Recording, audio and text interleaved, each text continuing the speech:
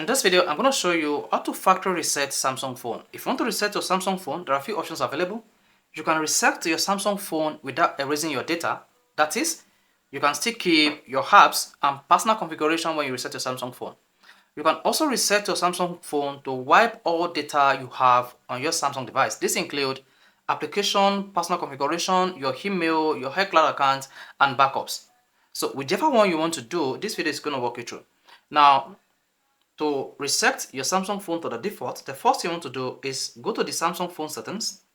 While on the settings, you need to scroll down and tap General Management. Scroll down, tap Reset. Once you tap Reset, then you have various options available here. There is an option to reset all settings, reset mobile network, reset Wi-Fi and Bluetooth settings, reset accessibility settings, and factory reset your Samsung phone.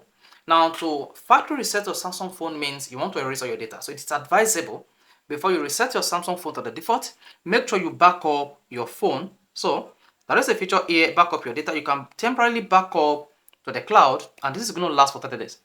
So that when you reset your Samsung phone, you will be able to restore your data from the cloud.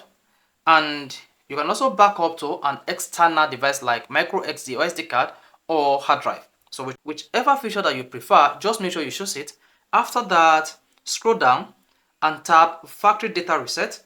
Once you tap factory data reset, you see all you're going to lose when you reset your Samsung phone. So this includes your email, your WhatsApp, calculator, calendar, all settings, everything you've configured on your Samsung phone, including your WhatsApp messages if they are not backed up.